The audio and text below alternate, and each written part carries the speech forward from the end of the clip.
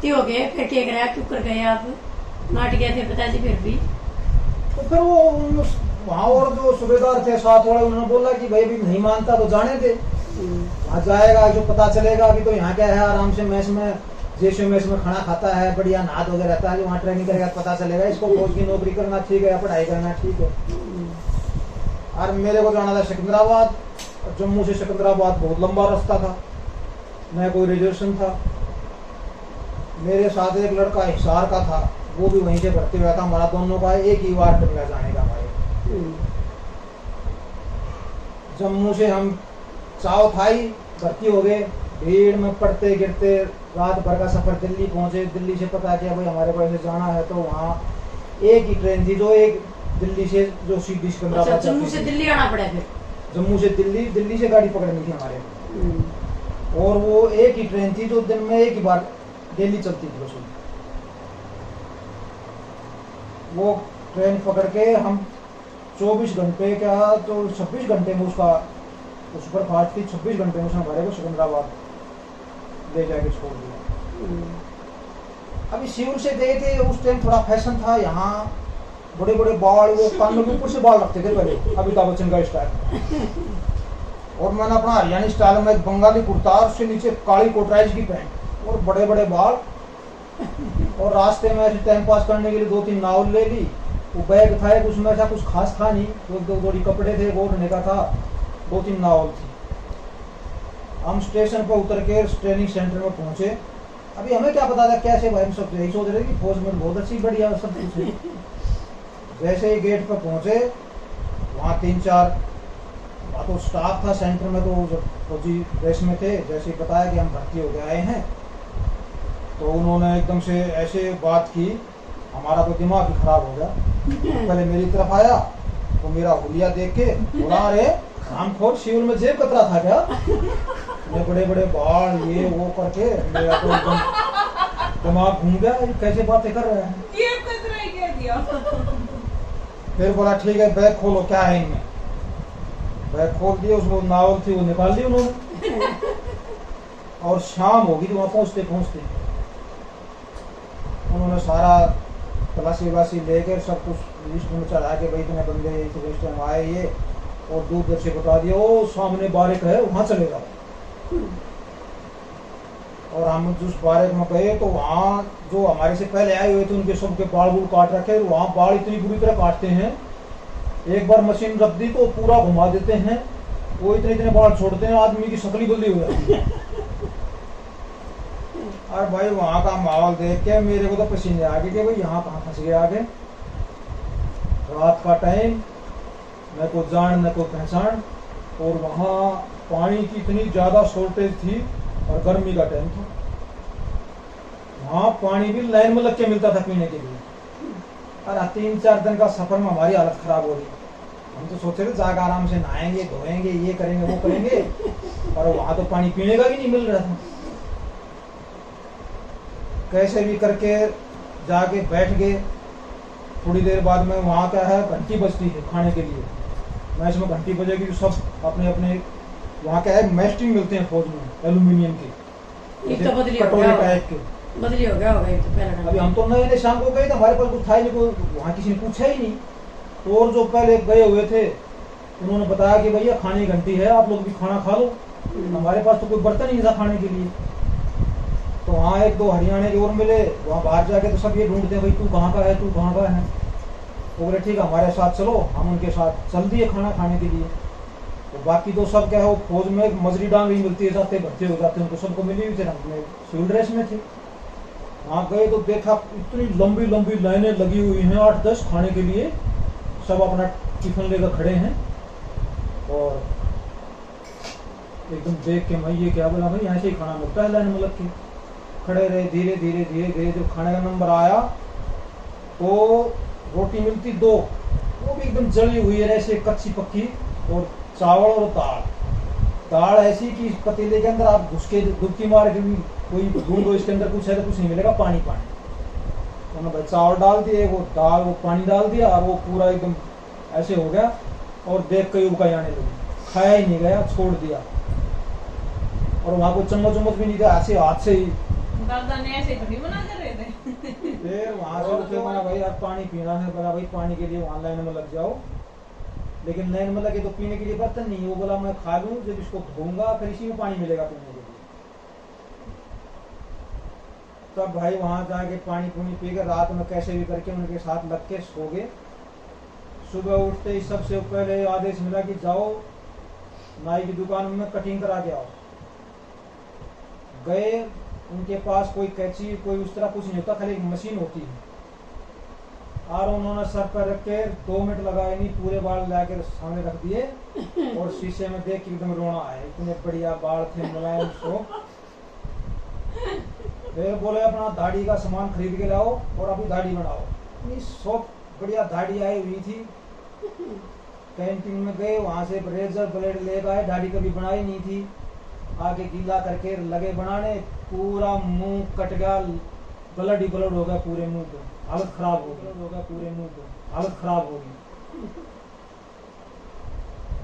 कैसे भी करके भाई फिर किसी ने बताया इसको फटकरी लगा लो, इसको डिटेल लगा लो, हमें तो पता ही नहीं था, कभी दाढ़ी बनाई नहीं थी।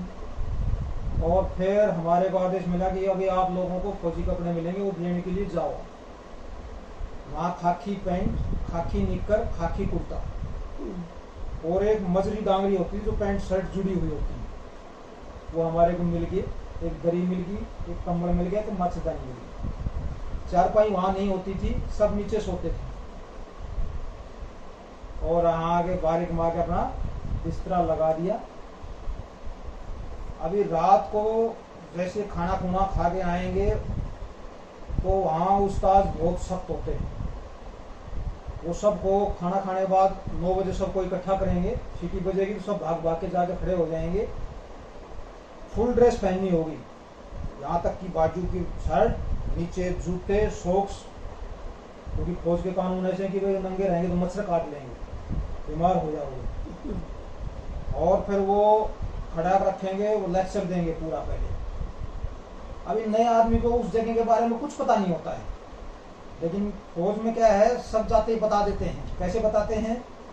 अभी जैसे जो आदमी नया आएगा उसको क्या पता यहाँ कहाँ बाजार है, यहाँ कौन सा गांव है, कहाँ क्या चीज़ मिलती है। उस तो शाम को सब को ऐसे कड़क होके बोलेंगे, वो डराने के लिए बोलते हैं कि यहाँ पर एक कुक्कड़ गांव है, उसमें कच्ची दारू मिलती है, उसको पीने के लिए वहाँ कोई नहीं जाएगा। अभी हमें पता ही नहीं है कोई कुक्कड़ गांव है वहाँ दारू मिलती है, तो वो बताएंगे ये सब। यहाँ रिसाला बाजार है, ये इधर से रास्ता है, अगर किसी ने पकड़ लिया तो उसको पिट्ठू लगा देंगे, तो वो बता देते हैं कि यहाँ से रास्ता भी है वहाँ जाने का और वो बाजार है वहाँ। ये बढ़िया तरीका है। तो फौज में ऐसी बताते हैं। क्या साल पुरानी बात है यार। अरे भर्ती 1985 की बात है। तो ये तो बदली हो रहा होगा सब कुछ, ये भी इतनी शक्ति ना पावर। उसके बाद में फिर वो खड़े रखेंगे, फिर बोलेंगे ठीक है इस बार के 4 चक्कर लगा के आओ, और जो आगे 4 आदमी आएंगे वो रहेंगे, बाकी फिर दोबारा जाएंगे। अभी खाना खा के गर्मी का टाइम, मतलब उनको उन्होंने 1 घंटा ऐसे परेशान करना, और ये रोजाना का काम था। अभी फिर आराम से सो जाओ, नींद बहुत बड़ी आती थी। सुबह उठते थे 3 बजे, क्योंकि वहाँ पहले पानी ढूंढना पड़ता था, तो पानी कहाँ मिलेगा। फिर वहाँ भीड़ इतनी थी कि लैट्रिनों में कम से कम नहीं तो आधा घंटा की वेटिंग में रहते थे, लाइन में नंबर लग के आता था। आप लैट्रिन में घुस गए, 2 मिनट होंगे नहीं तब तो दूसरे वाला बाहर से दरवाजा पीटना शुरू कर देगा, जल्दी करो भाई, जल्दी करो भाई। तो आधी बात तो ऐसे उछालना पड़ता था। उसके बाद सुबह पीटी का पीरियड होता था एक, तो 6 बजे निक्कर और बनियान पहन के तैयार होकर ग्राउंड में पहुंचना होता था। उससे पहले तैयार होकर सब कुछ ये करना होता था। 40 मिनट का पीरियड होगा पीटी का, उसके बाद सब आएंगे, नाश्ता करेंगे, और नाश्ता करके फिर अपनी ड्रेस पहन के और चले जाएंगे ग्राउंड में। हाँ, ग्राउंड बहुत लंबा चौड़ा होता था, और दोपहर में गर्मी का टाइम 1 से 1:30 बजे के बीच में वहां से छूटते थे। तो वहां से ऐसे भागते थे बच्चे, जैसे पहले गांव में क्या है ना, बाड़ी होते थे और वो पशुओं को चराने के लिए ले जाते थे, और जब शाम को वहां से वापस आते हैं ना, तो गायें सबसे आगे, वो उससे आगे, ऐसे भागते थे वो उससे आगे, ऐसे ही वहां पर था। और आते ही दोपहर में गर्मी के टाइम में, और ये रहता था कि भाई फटाफट लाइन लगाएंगे तो जल्दी खाने में नंबर आएगा। और और वहाँ 5 मिनट में दौड़ दौड़ दौड़ इतनी तस्वीरें लाइन लग जाती थी खाने के लिए, और तौल सर पर रखे ऊपर गर्म धूप, नीचे गर्म जमीन, बैठे रहते थे। तो भैया वो माहौल देख के है ना एकदम 1-2 दिन में ऐसा लगा कि यहाँ तो रहना बहुत मुश्किल। तो मेरे साथ जो लड़का गया था बलवान था, वो हिसार का, मैंने उसको बोला भाई मैं तो आज रात को यहाँ से भागूंगा, मेरे बस की बात नहीं आ रही। तो रात को मैंने क्या किया, वो जो ओढ़ने का अपना खेस ले गया था मैंने, वो वापस वहाँ बैग में डाल लिया। जो फौजी थे वो सब बाहर पड़े रहे, और मैं आराम से बैठ गया कि जैसे ये सब सो जाएंगे मैं यहाँ से भाग जाऊंगा। तो वहाँ क्या चारों तरफ सेंटर के, जो ट्रेनिंग सेंटर का चारों तरफ वायरिंग की हुई थी। फिर वो सारा तैयार हो लिया आपकी? नहीं, उसने मना कर दिया। तो वहाँ फिनिश के साथ साथ में ड्यूटी होती थी, तो वो सब ट्रेनिंग वाले बच्चे होते थे, और उन सब के पास क्या है सिटी होती थी कि कोई भी बात हो तो वो सिटी बताते थे। तो रात को 12 बजे के आसपास मैंने देखा अभी सब सो रहे हैं, मैंने चुपचाप अपना बैग उठाया और धीरे धीरे बारक के पीछे खिड़की से निकल के, और मैं धीरे धीरे फिनिशिंग के पास पहुंचा। इतनी दूर तो पहुंचेंगे कि कर करना है। अभी फिनिशिंग के पास जाके तार थोड़ा खींच के ऐसे गर्दन झुका के, एक पैर तार के बाहर एक अंदर, और जो बैग टांग रखा था वो तारों फंस गया। और तब तक वो जो रात को ड्यूटी वाले जो रूट थे उन्होंने देख लिया और उन्होंने सीटी बजानी शुरू कर दी, और सब भाग के इकट्ठे हो गए, वहां मेरे को पकड़ लिया बचने भी ना पाए, और पकड़ के वापस ले आए उस्ताद के पास। उस्तादों की वहाँ मौज थी, वो आराम से गर्मी के टाइम बाहर सोते थे मस्तानी लगा के, बाकी सब भरपूर अंदर सोते थे बाहर के। और वो हमारा उस्ताद था मराठा, उसका नाम था दीक्षित। उसके हाथ ऐसे थे, अगर किसी को उठा के पत्थर मार दो ना तो उसमें दर्द कम होता था, और वो जो थप्पड़ मारता था उसमें दर्द ज्यादा होता था, इतने सख्त हाथ थे उसके। उसने उठ के मेरे को 2 मारे थप्पड़ खींच के, और थप्पड़ लगते ही पूरे मुंह एक साइड से सूज गया, और वो जो उंगलियों के निशान थे ऐसे बाहर आ गए। कभी कि माँ बाप ने पिटाई नहीं की, पहली बार किसी ने पिटाई की, तो इतना दुख हुआ कि जैसे मर जाए अभी। फिर उसने मेरे को वहीं बैठा लिया नीचे, और मेरे को समझाने लगा, अभी तुम नए नए आए हो, भाग के जाओगे, गांव में बेइज्जती हो जाएगी, बोलेंगे देखो कैसा आदमी है, इससे फौज की नौकरी नहीं हुई, छोड़ भाग के आ गया, तुम यहाँ थोड़े दिन रुको, ट्रेनिंग करो, फिर छुट्टी जाओगे तो सब तुम्हारे कितना प्यार से बोलेंगे। वो करके बहुत सारी बातें बताता है। आप ऐसे नहीं कर सकते कि हम नहीं करना चाह रहे, जा रहे हैं, नहीं ऐसे नहीं कर सकते एकदम से। मतलब जो पकड़ लिया वो पकड़ लिया। चलो उस दिन मैं रात को सो गया, लेकिन मेरे दिमाग में था कि मेरे को जाना है। अगले दिन फिर प्लानिंग। अगले दिन मैंने फिर प्लानिंग कर दी, ये सही था। और अगले दिन मैंने वो थोड़ा रूट चेंज किया, थोड़ा दूसरी जगह निकलने की सोची, दिन मरा बना ले पहले। लेकिन मैं फिर भी उस दिन दूसरे दिन भी पकड़ा गया, और मेरी फिर पिटाई हुई।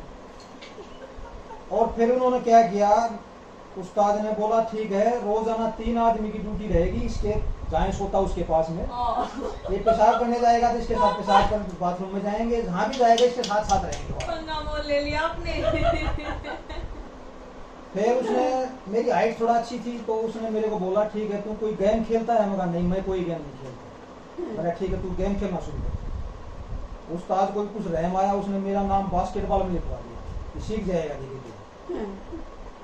वहाँ गेम में क्या होता है, ट्रेनिंग सेंटर में कोई काम नहीं होता, उनको आराम से नहाने के लिए पानी मिलता है, पीने के लिए पानी मिलता है, दूध मिलता है, अंडे मिलते हैं, खाने का कोई दिक्कत नहीं है, और उनकी कोई ड्यूटी नहीं लगती, कहीं नहीं जाना, बस गेम खेलो आराम से सो जाओ काम। मैंने वहाँ जाना शुरू किया, 1-2 दिन में ही मेरे को लगा कि हाँ अभी ठीक है। फिर मैं धीरे धीरे वहाँ जम गया, और फिर तो मैं ट्रेनिंग खत्म करके भी छुट्टी आया। मेरे गुण गाओ, मेरी वजह तो है सारा काम।